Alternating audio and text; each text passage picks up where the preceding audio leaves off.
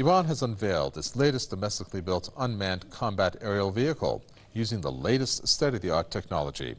The commander of the Aerospace Division of the Islamic Revolution Guards Corps says that the UAV will play an important role in combats as well as in gathering intelligence. Brigadier General Amir Ali Hajizadeh stressed the significance of expanding Iran's defense capabilities and said that Iran is among the world's top combat UAV manufacturers. Tehran has repeatedly reaffirmed that its missile and military might are merely for defensive and peaceful purposes, posing no threat to other countries. Shabir Hassan Ali is a political analyst and activist joining us from London.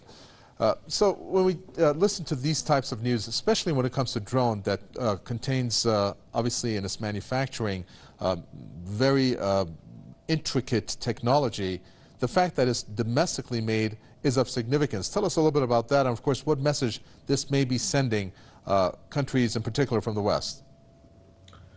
Yeah, America has this this farcical image that only it has any expertise and only it can develop technology and all of this stuff.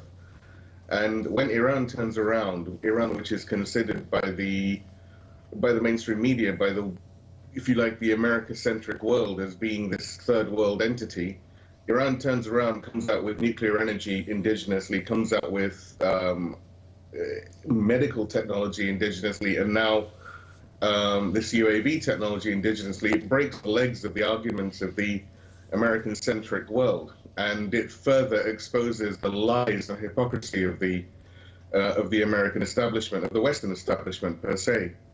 And it says that, look, any country is able to excel if it relies upon itself, and that's what Iran has done, using the idea of resistance economy and the whole resistance mentality. Iran has buckled down against all of these sanctions, which allegedly America was going to lift. But of course, America, we know everything that comes out of its mouth is a lie. Against the face of all of these sanctions and issues that America and the West is putting against Iran, Iran turns around and says, you know what, we don't need you, we can do things ourselves. And they prove they can do things ourselves. And that, I think, to the America-centric world is extremely terrifying. It's something which in itself is a deterrent against them trying anything against Iran, because they don't know what Iran is capable of. And they should understand that Iran didn't happen yesterday. America is, in terms of the history of nations, America has no history. It's been around for only a few hundred years. Iran as a civilization has been around even before the advent of Islam. And the Western world should realize this. Iran is not a joke. And now the fact that Iran has embraced Islam, or embraced Islam obviously years ago, and is now coupling Islam with its civilizational expertise, if you like, it's a force to be reckoned with. And even these neighbors that sadly Iran has got, these takfiris, these Saudis so-called, and these UAE oil fields and shopping malls with flags, they also need to realize that their future lies in being with Iran and not being against Iran. Because Iran is not an aggressive nation. It has never aggressively gone to war, but it has been aggressively attacked, and it has always defended itself. All of its programs that we've heard so many times from various government ministers, army, military personnel, as well as from the leader, that all of the weaponry, all of the advances that Iran makes, this is only for defensive purposes.